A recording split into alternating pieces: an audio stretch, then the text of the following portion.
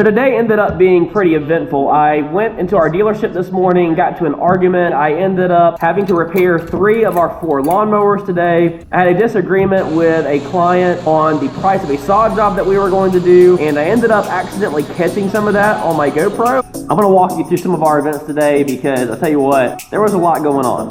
How's this for a morning drive into work? Woo!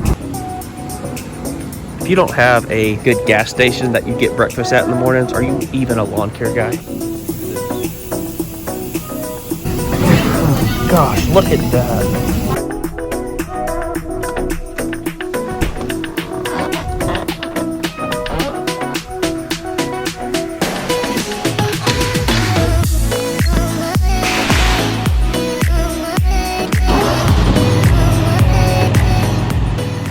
So some people have asked me, why do I cut out the thumb in my gloves? It's because I want to be able to access my phone whenever I am using my gloves. I wear gloves, man. I'm telling you what, I'm not interested in getting skin cancer. I try to wear gloves as much as possible, but it is a pain taking them things off to access your phone. So a lot of y'all been catching that in some recent videos, and yeah, that's why I cut it out.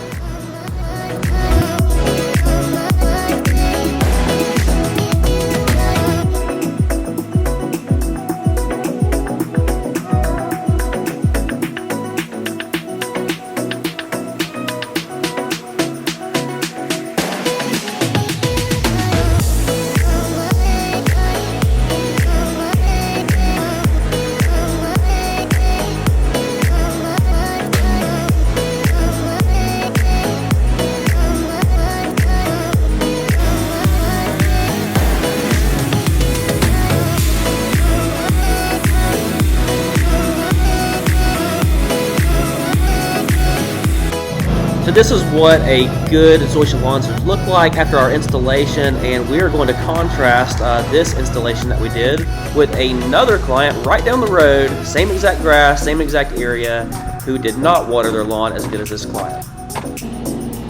So look how terrible this section of the lawn looks. What happened was we had advised them that this area of the lawn does not have any sprinkler coverage. They were out of town, and we told them, we said, hey, this area of the lawn does not have sprinkler coverage. You need to get a sprinkler guy out here. It does not look like they got this repaired. And unfortunately, with 110-degree weather, this is what happens to sections of the lawn that do not get adequate watering.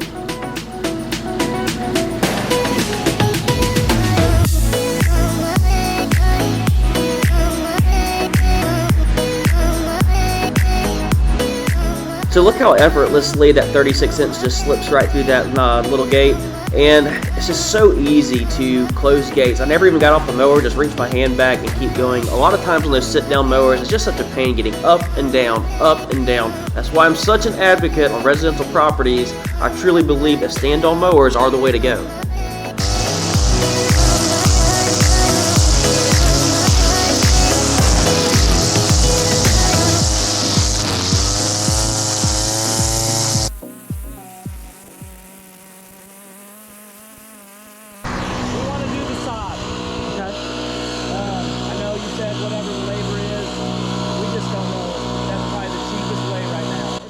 Okay, whenever you hear people start using words like this the cheapest way right now, price sensitive, what can I do to reduce cost? Put up a red flag, man. Like, this is somebody you're gonna be haggling with on price, and unfortunately, you know, this deal didn't work out. But just listen how it progresses. But it's going to be a constant battle to keep that. I mean, because the people that installed this stuff before, they did what they were supposed to. Just over time, that torpedo grass found its way through. Yeah, right now I'm a solid 3 weeks. Just as long as you don't get any rain out, then I can get in here and get mini skids, clean all this material out, and then get it sodded. So I'll just check with my sod supplier, and I'll keep you guys in the loop as we get closer to the date. Are we still at the 2,000 on labor in general? That was the install of all this, so it's lower than that, right? Because you're just taking. No, I still got to remove all of this rock. Can I take the red out? I'm trying to drive costs down. You got to remove the rock. That sucks. But if I took the red pieces out, that'll help a little bit. I don't know. I'm trying to drive it down. It's not saving you any, and I'll tell you why. Because we're going to come in with a mini skid with a big bucket, and I'm going to throw all that material, and it doesn't matter. I mean, those rocks around there are going to take us a matter of 5 minutes for me and my 3 guys to pull that stuff out. All the work is in getting all that rock and stuff dug out. That sucks. I've done it before, and it's a crappy thing to do. Are you shoveling the rock? No, Skid. no, we're using a skid. Well, so is that what it's going to be? $2,000 for the labor, and then I'm going to pay on side. That's it. Okay, because so this guy keeps referencing, is it really going to be $2,000? Yes, man, it is really going to be $2,000. Like, removing all that freaking rock sucks, dude. It is a horrible thing to do. I've done it before. You need to bring machines in there to do that. And then for us to, you know, till up everything and then have to bring in sod to replant those areas. Yeah, man, I want $2,000 to handle that project, you know. If you want to dig that out yourself, go ahead. But I'm sorry, that's just the way I feel about it. And that's just kind of the attitude and confidence that you need to have whenever you're dealing with people who just constantly want to beat the price down. So quick story, this guy's lawn cost $65 for us to mow. It is a maintenance price, a maintenance cut.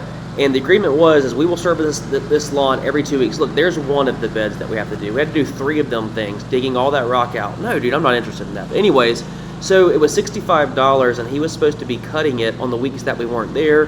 That never works out, guys. But you know what? I just kind of, you know, lacked better judgment on this one and said, okay, I'll see if he will actually hold up his end of the bargain. And man, we showed up here and he had not cut it. And this yard, I finally got it back under control, but it was a nightmare. And I pulled up to him and I had a very honest conversation with him, knocked on his door. I said, Mr. Such and Such, hey, your normal price is $65, but if you want us to cut this today, it's $130. I said, I'm not interested in doing a cleanup every single time that we come here. I know you have an event coming up and it's important to keep this thing looking nice, but look, if you want us to cut it today, it's $130. And he kind of looked at me and he's like, I don't want to cut this thing myself. Yeah, because you let it go, man. You didn't hold up your end of the bargain. And then I ended up telling him, say, look, if you do not cut this lawn on the off days that we're not here, I'm just sorry, it's not going to work out. We either have to go weekly or you have to cut it like you're supposed to, or this is just not going to work out for us. I just got a feeling that he's not going to end up cutting it, and I'm going to end up pulling up to this lawn very soon, and I'm going to just look at it and drive away and send him a cancellation email. I'll put a little extra on you guys' check for that one.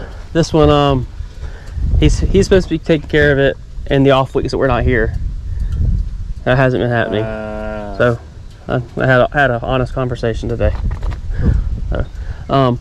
Cool, thank you. Yeah. I'll make a little bit more on that one, at least since that was just a tough one. Yeah.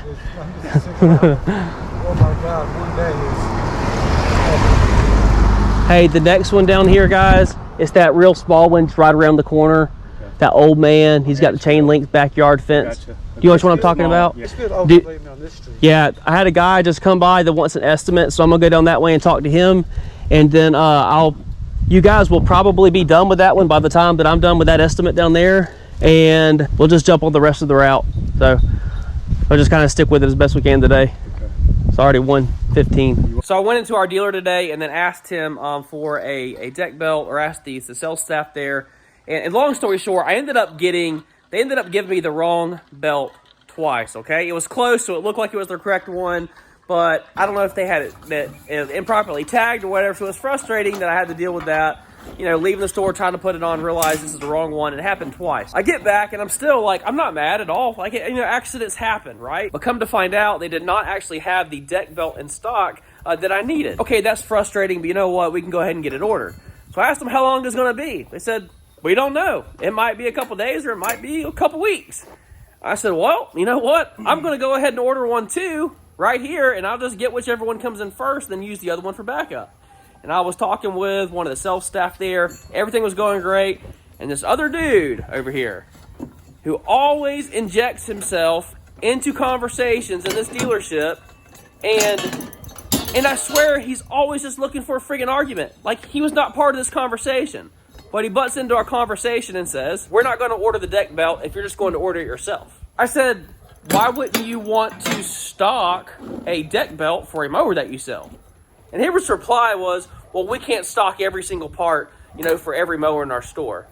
And look, you know, I thought about it this time, just not even entertaining it.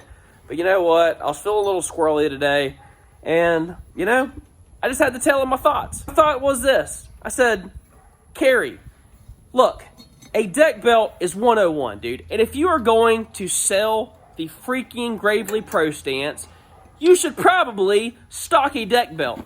And then whenever somebody comes in here who buys 4 of these mowers at a time, asks you for a deck belt, and you don't have one, and they're asking you to please order them one, and you're telling them you're not going to? Do you realize how that sounds? And he said, well, those deck belts, they rarely break, so there's no sense in us just keeping them in our store. What? So I cannot even focus because I cannot believe the ignorance of this person. So I literally had to turn over to this nice, sweet young lady that I was dealing with, and I said, ma'am, is it unreasonable for me to ask you guys to please stock the deck belt, a common deck belt? And of course, her response is, yeah, we'll definitely get it ordered. And he says, no, we're not ordering it. Long story short, you know, I ended up trying to make peace with everybody. I truly was not mad until this guy ended up interjecting himself into the conversation. He had no business being a part of anyways. But throughout the course of the day, we had multiple things go wrong with our mowers. And I want to make a point today. Number one, as frustrated as I am at that particular individual, and it is frustrating, honestly, that the dealer does not stock the deck belt. You know, I understand accidents happen and maybe you just don't have it, whatever, it's not a big deal. But as frustrated as I was with their attitude towards me, at the end of the day, I really do try to take extreme ownership of situations like this, and it's my fault. It's my fault for being reliant upon somebody else to handle this. What I should have done is I should have a board labeled with our deck belts, our drive belts, clutch belts, like anything that I need, I should have it labeled, ready to go, because that is a common thing that breaks. Both mowers are down and the dealer does not have replacement parts for them. But what can we do? I ended up dropping off one of our 52-inch mowers at the dealer, and I pulled the deck belt off of that. I'm fixing to go put it on one of our other mowers to get us back up and running tomorrow. But had I had different manufacturers of mowers, different style mowers, I would not be able to do that. And I just want to stress the importance of having continuity in your equipment. You know, this is a prime example of being able to pull apart from another mower, put it on another mower that needs some work, and keep going, stay up and running.